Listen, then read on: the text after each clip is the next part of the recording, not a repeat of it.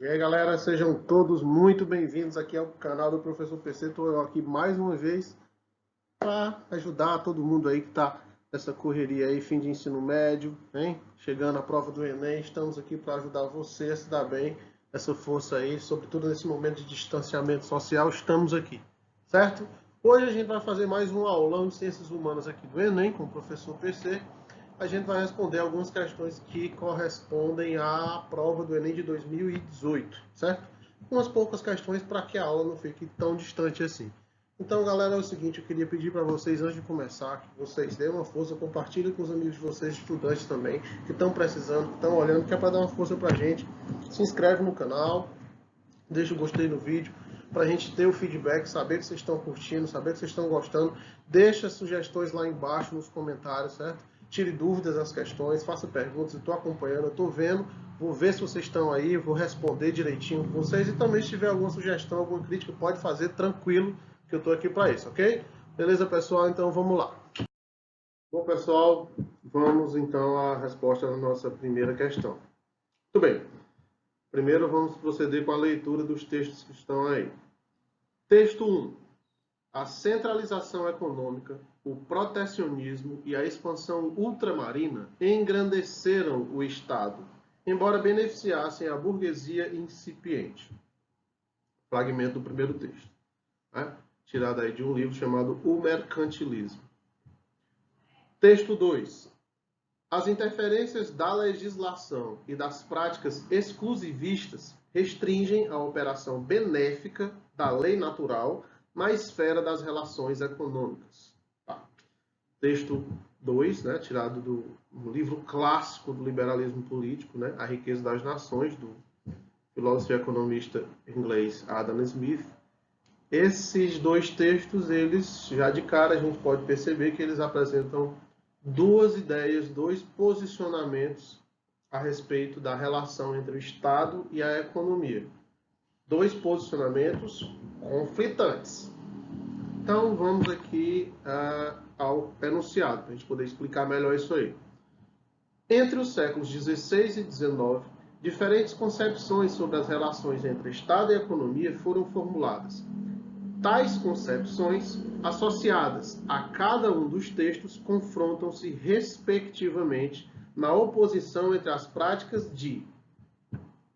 Bom, e o que nós temos? Primeiro, o enunciado contextualiza, que essa discussão acontece entre os períodos do século XVI e XIX, ou seja, coloca tudo isso aí no contexto do mercantilismo e do capitalismo nascente, e aponta, né, para que a gente anuncie aí nas alternativas quais são os dois pontos de vista, né, que estão sendo desenvolvidos aí no texto, e eles como dois pontos de vista conflitantes. Ou seja, a gente vai ter que, na primeira alternativa, encontrar qual é o ponto de vista do primeiro texto, qual é o ponto de vista do segundo texto e em que sentido eles são conflitantes. Então vamos ver isso aí passo a passo, né?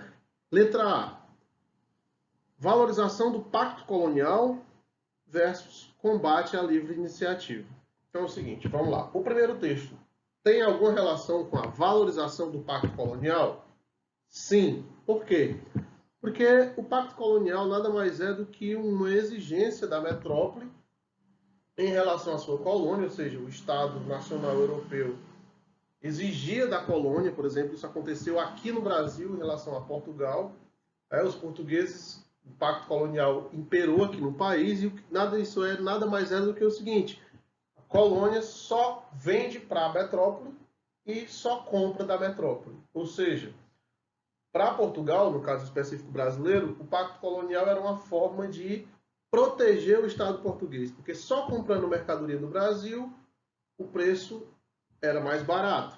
E só vendendo para o Brasil, e o Brasil só podendo comprar de Portugal, o preço era mais caro. Era uma forma de garantir um comércio, era uma forma de impedir a livre concorrência e garantir o poder e o fortalecimento econômico do Estado. Ou seja, vai diretamente de acordo com a ideia do protecionismo e centralização econômica defendido no primeiro texto. Mas e o ponto 2? Combate à livre iniciativa. Não. Por quê? Porque o texto 2 defende a livre iniciativa, ou seja, ele condena práticas exclusivistas.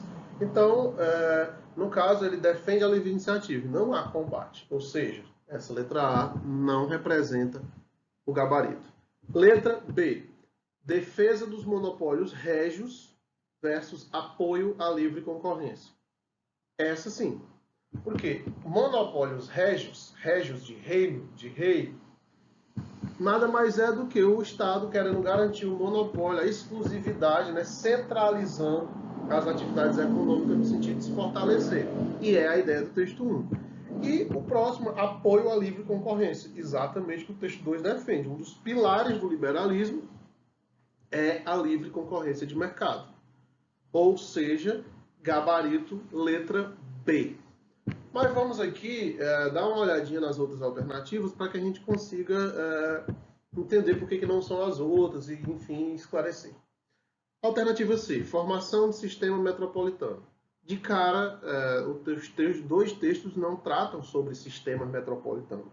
Está fora de contexto, então não é ela. Letra D, abandono da acumulação metalista. Também não, por quê? Porque uma das formas de garantir que o Estado esteja forte economicamente e bem empoderado é justamente o acúmulo de metais, ou seja, ouro e prata. Então é o seguinte, abandonar a acumulação metalista não é algo que seja condizente com o protecionismo e a centralização econômica dos Estados nacionais neste período do século XVI e XVII. Letra E. Eliminação das tarifas alfandegárias. Também não. Por quê? Porque eliminar tarifas alfandegárias são ações, são políticas desenvolvidas por estados liberais. Ou seja, quando eu elimino uma taxa alfandegária, eu estou, na verdade, proporcionando a livre concorrência. E que isso não é o que defende o texto 1. Ok? Então, não tem aí como, tem mais o que for, né? A gente vai letra B aqui, só para ficar fixo aqui, ó, gabarito, letra B. Tranquilo, galera? Pois então, vamos à próxima questão. Mais uma vez, uma questão com dois textos, então vamos proceder às leituras desses textos. Texto 1. Considero apropriado deter-me algum tempo na contemplação deste Deus todo-perfeito, ponderar totalmente à vontade seus maravilhosos atributos, considerar, admirar e adorar a incomparável beleza dessa imensa luz. Ponto. Isso aqui é um fragmento de um texto do filósofo francês René Descartes, no seu livro Meditações, que é um pilar da filosofia moderna, um livro que ajuda a fundar o pensamento moderno. Então, vamos lá para o texto 2. Qual será a forma mais razoável de entender como é o mundo? Existirá alguma boa razão para acreditar que o mundo foi criado por uma divindade todo-poderosa? Não podemos dizer que a crença em Deus é apenas uma questão de fé. Isso aqui, no livro Os Problemas da Filosofia. Esse autor eu não conheço, confesso. Mas, então, de cara, a gente percebe que nós temos dois textos que apresentam uma discussão a respeito de Deus, certo? São pontos de vistas, com certeza deslocados no tempo historicamente, até pelo teor da pergunta, mas vamos ao comando para entender o que ele vai cobrar aí. Os textos abordam um questionamento da construção da modernidade que defende um modelo, ou seja,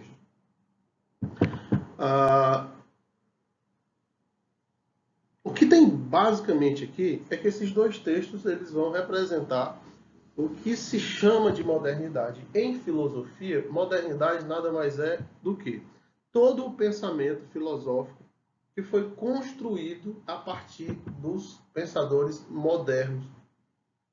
Todos eles ali fruto do Renascimento, depois dos Iluministas, e todos esses pensadores tinham uma problemática em comum que ficou conhecido como modernidade. Tranquilo? Então é o seguinte, antes de qualquer coisa, você, para entender essa questão, você vai precisar ter um vislumbre geral do que é o pensamento moderno, do que se chama de modernidade. Certo? E nas alternativas aqui a gente vai tentar esclarecer o que é isso. Letra A. O modelo centrado na razão humana. Sim. A modernidade, ela é nada mais, nada menos do que um contraponto em relação à Idade Média, onde toda a perspectiva da investigação, da reflexão, ela é baseada na razão humana. Ou seja, a modernidade é racionalista, sim. Mas vamos às outras alternativas para a gente ver. Até agora, estamos com a letra A. Letra B, baseado na explicação mitológica. Obviamente que não. A explicação mitológica ela não caracteriza de forma nenhuma o pensamento filosófico, seja qual for a época. Filosofia, dadas algumas exceções, ela é racionalista. Letra C, fundamentado na ordenação imanentista. Também não. Primeiro porque imanentista vem de imanente. Aquilo que é imanente é aquilo que é intrínseco a determinado conceito. E, de fato, isso foge um pouco da discussão dos que estão dois aí. Não se trata de discutir o conceito de imanência. Letra D, focado na legitimação contratualista. Embora o contratualismo seja fruto da modernidade, este texto não fala sobre filosofia política. Letra E, configurado na percepção etnocêntrica. Também não. Porque, embora se possa dizer com certeza que o etnocentrismo impera na modernidade, sobretudo quando os europeus abordam e falam sobre os outros povos a partir da perspectiva etnocêntrica, o contexto da discussão aqui em nada se relaciona com essa questão. Ou seja, como o comando da questão te pede, né, para falar sobre a construção da modernidade, né, ele pergunta para saber que modelo a modernidade defende, o modelo da modernidade, ou seja, o pensamento moderno, todo ele é construído com base na razão humana. Ou seja, temos aqui mais uma vez um gabarito, que é a letra A. Beleza, galera? Vamos a mais uma questão. Leitura do texto. No sistema capitalista, as muitas manifestações de crise criam condições que forçam a algum tipo de racionalização. Em geral, essas crises periódicas têm o efeito de expandir a capacidade produtiva e de renovar as condições de acumulação. Podemos conceber cada crise como uma mudança do processo de acumulação para um nível novo e superior. Isso aqui também é um fragmento tirado do texto A Produção Capitalista do Espaço. E vamos lá, então, ver o comando da questão para a gente perceber melhor o que a gente precisa extrair desse texto. Primeiro, a condição para a inclusão dos trabalhadores no novo processo produtivo descrito no texto é A. Ou seja, o texto ele propõe uma visão do capitalismo, do sistema capitalista, né, do modo de produção econômico capitalista, que fala que, conforme as crises do capitalismo surjam, há necessidade de uma maior racionalização do processo produtivo. Isso melhora a cada crise a capacidade produtiva do capitalismo e torna o capitalismo cada vez um degrau a mais evoluído na capacidade de produzir, nas formas de organizar trabalho. Tranquilo? Então é o seguinte, dentro desse contexto, onde é que a inclusão dos trabalhadores nesse processo de produção entra? Vamos lá, vamos entender aqui. Letra A. Na associação sindical? Não. Por quê? Porque, embora a associação sindical seja uma ferramenta de autonomia da classe dos trabalhadores frente aos patrões, frente ao sistema capitalista para garantir seus direitos, o que se trata aqui, na verdade, é da maneira como o trabalhador entra nesse processo de racionalização do trabalho, e não sobre os direitos trabalhistas. Não é esse o contexto. Então, não é a letra A. Letra B, participação eleitoral. Também não. Nós não estamos falando de como os trabalhadores têm que se organizar em partidos e votar para melhores condições. Não é esse o processo. Letra C, migração internacional. Também não. Embora a história esteja repleta de exemplos em que trabalhadores em determinados países que sofrem crises econômicas acabem tendo que migrar para outros locais do mundo e tal, como foi o caso das nossas imigrações lá dos europeus, italianos e tal para o Brasil, não é esse a questão. Letra D, qualificação profissional. Sim. Por quê? Porque é a qualificação profissional que vai fazer com que o trabalhador tenha maior ou menor capacidade de se inserir nesse processo produtivo. Ou seja, o capitalismo, o sistema capitalista hoje, ele evoluiu tanto de tais formas que não se trata mais de uma mão de obra assalariada para chegar e fazer um trabalho qualquer, onde qualquer trabalhador vende sua força de trabalho e vai lá e trabalha por alguma coisa. Na verdade, não. Os modos de produção e a capacidade de produção estão de tal maneira racionalizados que existe trabalho especializado, certo? Quanto mais especializado você é, quanto mais instruído você é, quanto maior a sua capacidade de lidar com determinado nicho do processo produtivo, maior será a sua inserção no mercado de trabalho, ou seja, o trabalho especializado. E isso, claro, demanda qualificação profissional. Tranquilo? Letra D. Vamos só dar uma olhadinha na letra E. Regulamentação funcional. Regulamentação funcional está aí, é uma palavra que veio só para completar, mas isso aí tem uma relação com a ideia de que existe uma regulamentação em relação a cada um no seu espaço no trabalho, né? O trabalho hoje não é mais um mandando para todo mundo trabalhar. Nós temos gerentes, subgerentes, nós temos divisões e tudo mais. Isso sim reflete a racionalização do trabalho, mas não é exatamente isso que vai garantir a inserção do trabalhador. O que vai garantir a inserção do trabalhador nesse processo produtivo é a qualificação profissional. Beleza? Então, nosso gabarito aqui, ó, qualificação profissional. Não esqueçam, hein, galera, qualificação profissional. Vocês estão lutando aí pelo lugar no mercado de trabalho. Quanto maior a qualificação sua, melhor será a sua capacidade, sua condição de se inserir no sistema produtivo, né? E, digo mais, com melhores condições de proventos, ou seja, quanto maior o teu nível de especialidade numa determinada produção, melhores serão os seus salários. Tranquilo? Vamos lá para outra questão. Questão 80. Uma questão aqui bem de história mesmo. A revolta da vacina, 1904, mostrou claramente o aspecto defensivo, desorganizado, fragmentado da ação popular. Não se negava o Estado, não se reivindicava participação nas decisões políticas, defendiam-se valores e direitos considerados acima da intervenção do Estado. Bom, esse trechinho aí que fala sobre o período da história do Brasil conhecido como a Revolta da Vacina, lá na cidade do Rio de Janeiro, ele tem aí uma opinião sobre a organização popular que debandou nessa revolta. E vamos ver o que o comando da questão pede. Vamos lá. A mobilização analisada representou um alerta na medida em que a ação popular questionava. Muito bem. O que a ação popular conhecida como Revolta da Vacina questionou? O que significou aquela revolta? Qual foi a motivação daquela revolta? Vamos lá. Letra A alta dos preços? Não. Porque foi uma revolta deflagrada por conta do decreto de obrigatoriedade da vacinação. E não por alta de preço. B. A política clientelista? Não. Como eu falei, né, a lei de obrigatoriedade da vacinação nada tem a ver com a política clientelista. C. As reformas urbanas?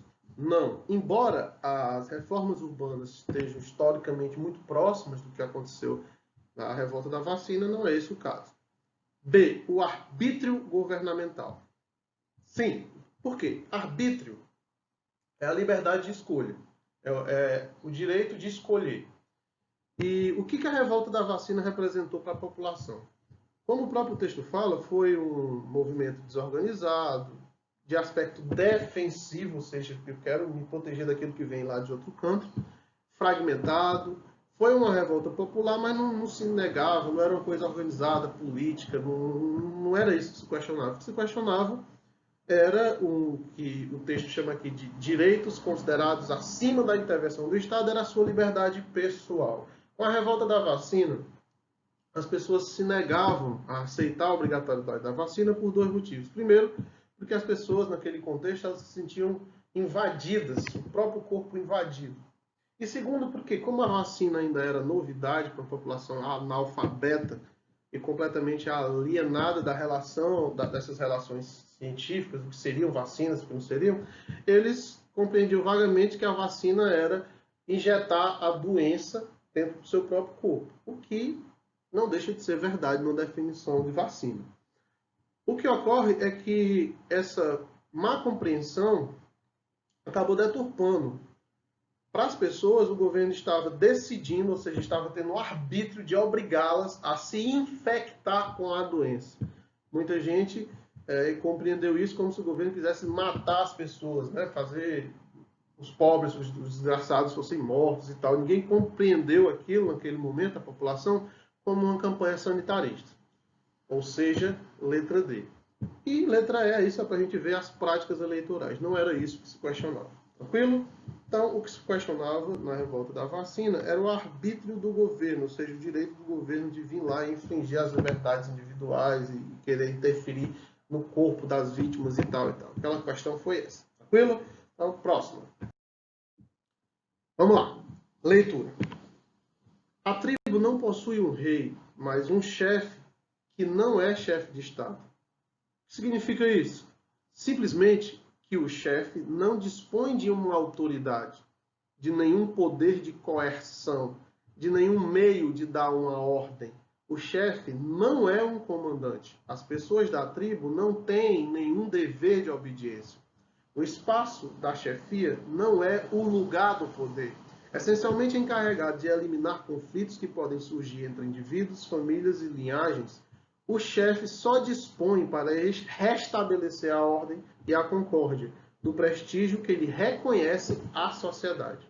Mas, evidentemente, prestígio não significa poder. E os meios que o chefe detém para realizar sua tarefa de pacificador limitam-se ao uso exclusivo da palavra.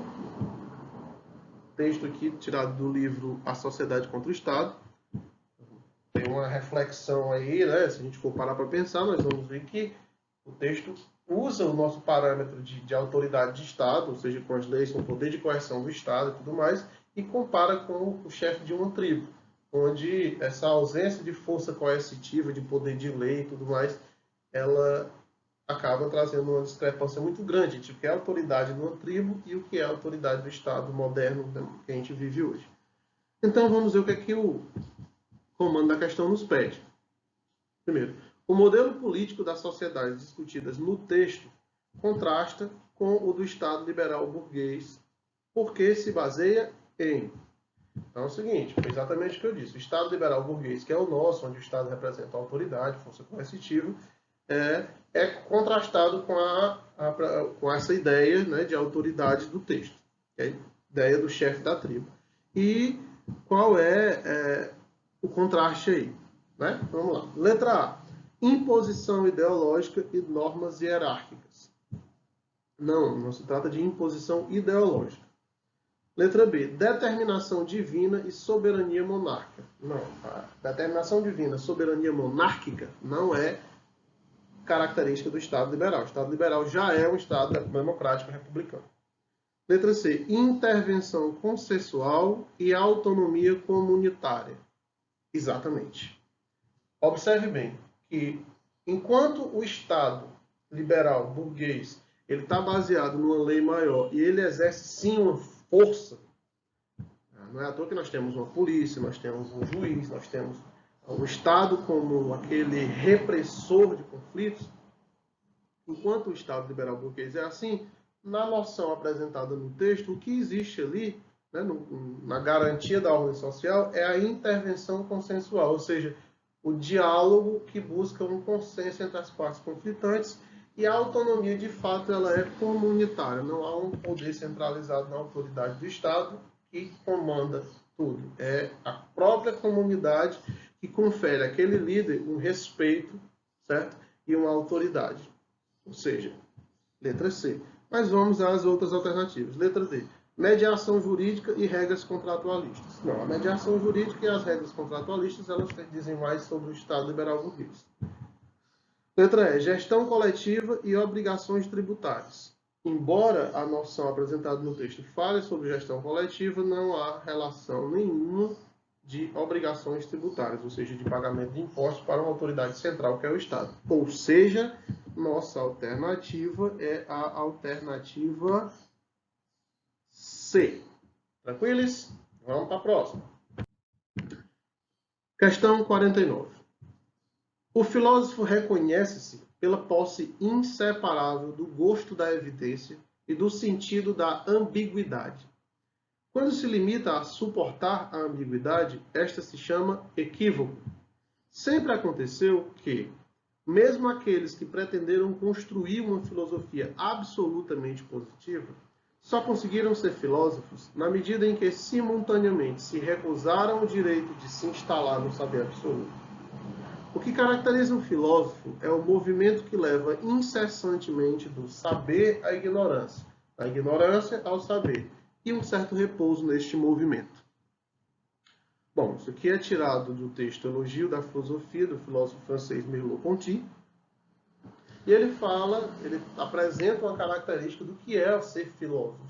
E aqui, trocando em miúdos, esse texto vai traduzir a ideia de que o filósofo, ele recusa o saber absoluto, ou seja, ele precisa admitir que ele não é o dono da verdade, a verdade pronta, que na verdade a filosofia, o trabalho, o filósofo não é aquele que possui verdades, mas é aquele que sabe e que a investigação leva a descobrir que não é aquilo, e o leva à ignorância. No movimento de chegar à ignorância, ele continua a investigação, encontra um saber, chega no momento do saber, este saber é novamente desconstruído, amadurecido, cada vez mais complexo, volta para a ignorância, saber e ignorância, e nesse meio termo algum repouso, ou seja, o momento em que você diz, bom, descobri, tenho aqui uma proposta, proponho estas respostas para as minhas perguntas. No entanto, quanto mais procede-se a investigação filosófica, o filósofo acaba por ter que desconstruir seu saber, sua verdade, na medida em que as respostas precisam ser cada vez mais complexas. Então, se desconstrói, se constrói. Se constrói, se constrói. Ou seja, do saber a ignorância, do saber a ignorância. Vamos aqui, então, ao enunciado da questão. O texto apresenta um entendimento acerca dos elementos constitutivos da atividade do filósofo, que se caracteriza por: letra A, reunir os antagonismos das opiniões ao método dialético. Os antagonismos são: o que é uma coisa antagônica? É uma coisa que é discrepante. Ele reúne os antagonismos das opiniões ao método dialético. Não porque antagonismos, sim. O método dialético ele sempre trabalha com opiniões conflitantes, de onde se sai com consenso, né? Uma tese, uma antitese, e no conflito se chega a uma síntese. No entanto, antagonismo das opiniões. A filosofia não trabalha com opiniões, que nos remete ao senso comum. A filosofia trabalha com os discursos, os argumentos racionais, lógicos e sistemáticos. Letra B. Ajustar a clareza do conhecimento ao inatismo das ideias. Não. Inatismo das ideias significa que as ideias inatas. O racionalismo cartesiano defende que existem ideias inatas e prontas na nossa mente. Isso, na verdade, não seria a característica máxima do filósofo, porque o inatismo propõe que você chegue a uma verdade absoluta, porque é inata, e pare lá. Não é o caso. Letra C. Associar a certeza do intelecto à imutabilidade da verdade. Também não. Porque quando se fala de imutabilidade da verdade, se diz que você chega a uma verdade que nunca muda, que ela é universal, dogmática, e não é isso que o texto está falando. Letra D. Conciliar o rigor da investigação à inquietude do questionamento. Exatamente isso aí. Ou seja, a investigação filosófica ela é rigorosa, certo? E você, através desse rigor, você procede lá, a investigação, busca suas respostas, existe um momento em que você descobre alguma coisa, mas a inquietude do questionamento, você como filósofo, você não para, você continua a querer entender, a querer conhecer os processos, ou seja, esse movimento de busca, ele continua demais. Então é o seguinte, você precisa conciliar essa inquietude de questionar sempre com um questionar a partir de um rigor, com investigação rigorosa, sistemática, racional, como eu já falei. Nesse movimento é preciso conciliar isso. Ou seja, gabarito, letra D. Vamos ler aqui a letra E. Compatibilizar as estruturas do pensamento aos princípios fundamentais. Esse é um texto completamente desprovido de sentido aqui. Estruturas do pensamento já remetem a estruturas próprias e inatas da mente. E princípios fundamentais, no caso da filosofia, isso diz o quê? Princípio fundamental é aquilo que está na base de qualquer discurso. E esse princípio fundamental, ele está diretamente ligado à ideia de princípios inatos, fundamentais, verdades prontas, de onde a partir delas eu construo meus raciocínios. E não é isso que o texto fala. Então, letra D. Essa aqui é uma questão um pouco complexa, que, por exemplo, você precisa mesmo ter algum contato e alguma discussão com a filosofia, algumas boas aulas, porque é um pouco complexo para quem não entende, para quem não tem nenhum contato com a filosofia. Mas está aí. Espero que vocês tenham entendido e na medida do possível. Qualquer coisa, deixa as dúvidas lá embaixo, viu? Ah, se inscreve aí, hein? Vamos lá. Próxima questão. Texto 1. Tudo aquilo que é válido para um tempo de guerra, em que todo homem é inimigo de todo homem, é válido também para o tempo durante o qual os homens vivem sem outra segurança senão a que lhes pode ser oferecida por sua própria força e intervenção. Tá, isso aqui é um texto do livro Leviatã, do filósofo contratualista monarquista Thomas Hobbes. E ele fala aqui, né, a gente já vê de cara, ele fala sobre o homem em seu estado natural, em tempos de guerra, e fala da ideia do homem, que é a mesma coisa, os mesmos, tudo que é válido para o homem em tempo de guerra, onde todos são inimigos de todos, também é válido quando os homens vivem, mesmo sem estar em guerra, mas também sem nenhuma segurança que não seja sua própria força, ou seja, sem um Estado para protegê-lo. Vamos ao texto 2, para compreender esse discurso. Não vamos concluir com Hobbes que, por não ter nenhuma ideia de bondade, o homem seja naturalmente mau. Esse autor deveria dizer que, sendo o estado de natureza aquele em que o cuidado de nossa conservação é menos prejudicial a dos outros, esse estado era, por conseguinte, o mais propício à paz e o mais conveniente ao gênero humano. Olha aqui, isso aqui é do filósofo francês Jean-Jacques Rousseau, tirado do livro Discurso sobre a Origem e o Fundamento da Desigualdade entre os Homens. Aqui nós temos dois clássicos da filosofia política, dois clássicos do contratualismo, agora dois clássicos que têm ideias diferentes. Quem tem aulas comigo sabe que recentemente a gente estava estudando aí os filósofos contratualistas, ouvimos bastante falar do Thomas Hobbes, ouvimos bastante falar do Jean-Jacques Rousseau, e apesar de serem contratualistas, ou seja, de defenderem que o Estado é essa criação artificial, esse contrato artificial, em que os membros de determinada sociedade cedem sua liberdade individual em nome de um governo, o Estado, que os garanta paz e segurança e prosperidade na medida do possível, dependendo do que o filósofo esteja problematizando isso aí. Cada contratualista, ele possui uma visão diferente sobre a natureza humana. Uns uma visão mais positiva, outros uma visão mais negativa. Nesse caso, nós temos o Thomas Hobbes, que apresenta uma visão negativa da natureza humana, negativa no sentido de dizer que o ser humano é essencialmente egoísta,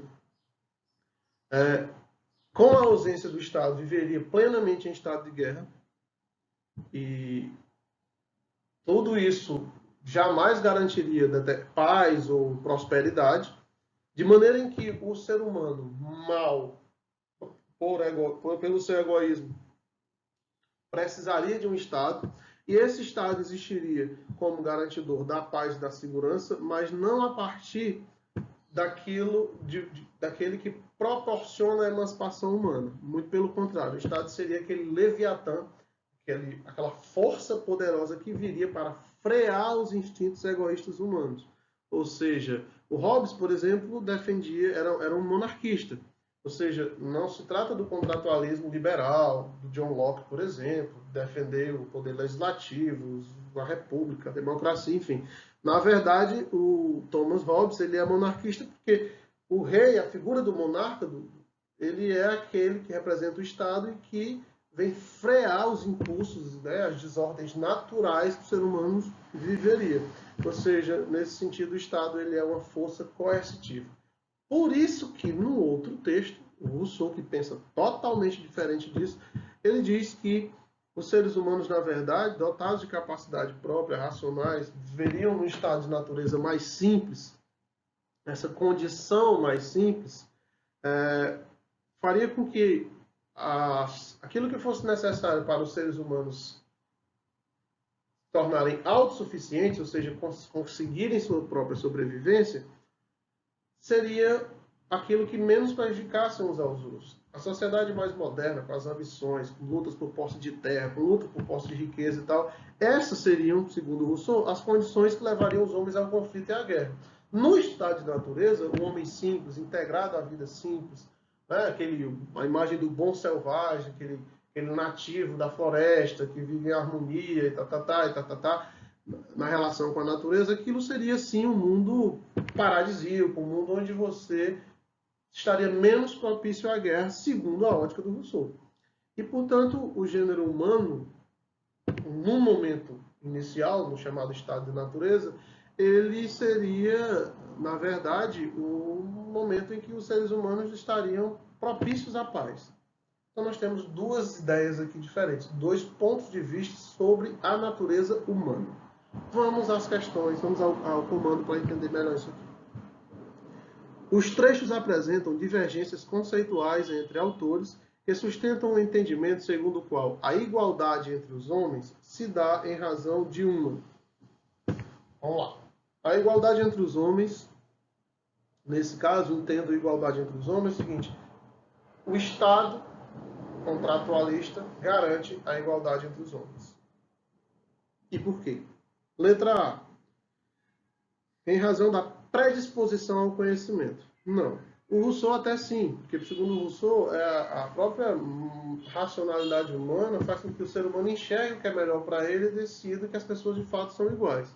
Mas para o Hobbes não, porque o Hobbes entende que o egoísmo humano leva sempre a um estado de guerra e o poder do mais forte é que vai garantir a sustentação. O que traz a igualdade é o Estado, essa criação artificial que é o Estado. B. Submissão ao transcendente. Não. Uma das ideias do contratualismo é essa, de que o Estado é a criação humana, artificial humana. C. Tradição epistemológica. Não. D. Condição original.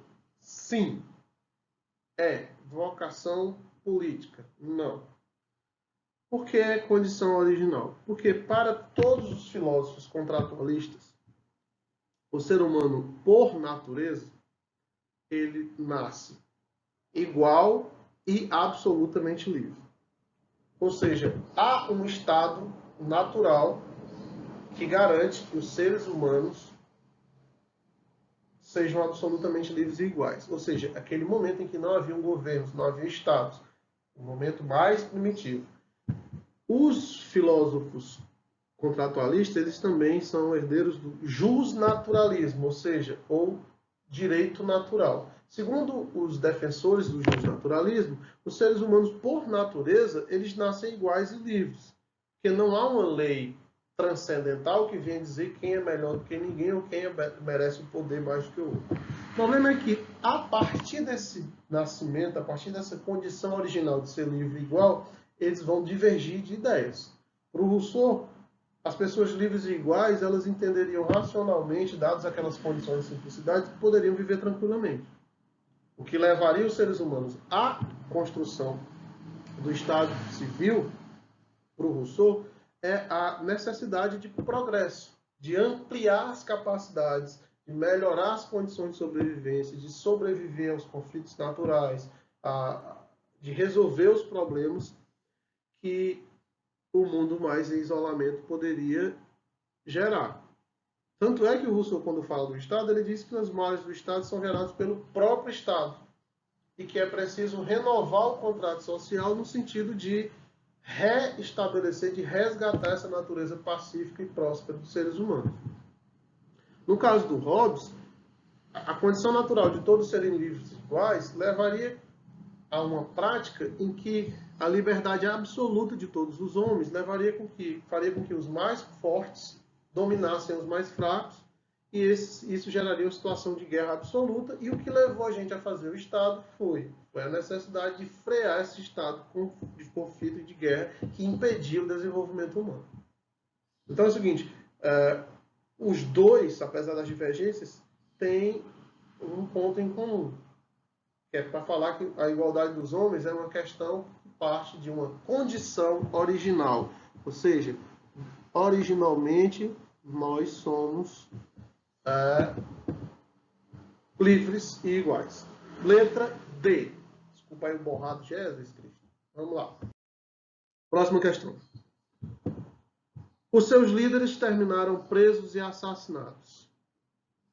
A marujada rebelde foi inteiramente expulsa da esquadra. No sentido histórico, porém, eles foram vitoriosos.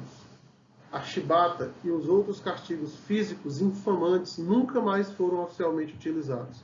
A partir de então, os marinheiros, agora respeitados, teriam suas condições de vida melhoradas significativamente, sem dúvida fizeram avançar a história.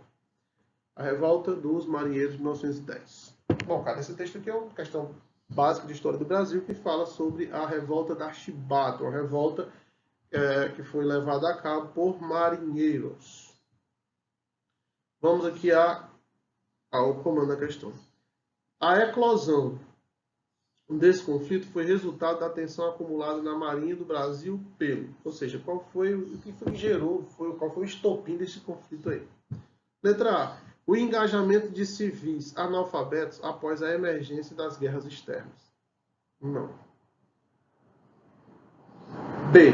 Insatisfação de militares positivistas após a consolidação da política dos governadores. Também não, porque os militares positivistas e políticas dos governadores nada tem a ver com o que oprimia os marinheiros. Letra C. Rebaixamento de comandantes veteranos após a repressão e insurreições milenaristas. Não, não é a questão de rebaixamento de comandantes veteranos, coisíssima nenhuma. B. Sublevação de classes populares do campo após a instituição do alistamento obrigatório. Também não. Manutenção da mentalidade escravocrata da oficialidade após a queda do regime imperial. Sim. O que acontece, galera? Quem conhece a história da revolta da chibata vai ver que é o seguinte, o que a alternativa é chamar de mentalidade escravocrata. Ou seja, os marinheiros viviam no mar, eram absolutamente muito mal pagos, viviam em condições totalmente insalubres ao mar, e existiam na hierarquia da Marinha muitos castigos físicos e injustiças de todas as ordens. O que levou, inclusive castigos físicos, com essa mentalidade escravocrata, ou seja, chibata. Por isso a revolta da chibata, o nome dela é o chicote, né, de açoites, castigos físicos e tal. Ou seja, essa revolta era a revolta dos setores mais baixos da Marinha, que queriam uma modernização, não só em termos de salário, mas sobretudo do tratamento, do respeito, o fim desses castigos físicos e tal, para a Marinha do Brasil. E isso gerou a revolta conhecida como Revolta da Chibata, certo? Então, alternativa correta, letra E. Tranquilos? Bom, galera, a gente vai chegando por aqui, já temos mais de 40 minutos de aula, eu não queria ser tão extenso, mas vocês percebem, com ciências humanas é difícil fazer diferente. Eu deixo aqui o meu abraço para vocês, eu torço demais para que você estude, isso aqui é uma forma de tentar te ajudar. Estude, lute pelos seus objetivos, vamos lá, vamos seguir em frente, certo? Dá uma força para o professor, se inscreve no canal aí, divulga com seus amigos, o seu colega que está tentando fazer também aí o Enem, está tentando estudar, vamos nessa, dá uma força para a gente. Isso é uma forma de saber que vocês estão gostando, que está sendo útil para vocês. Então, deixem aí, comentem, tirem dúvidas se quiserem, certo? Vamos dar essa força, um abraço. Vamos lá, galera. É nóis. Valeu!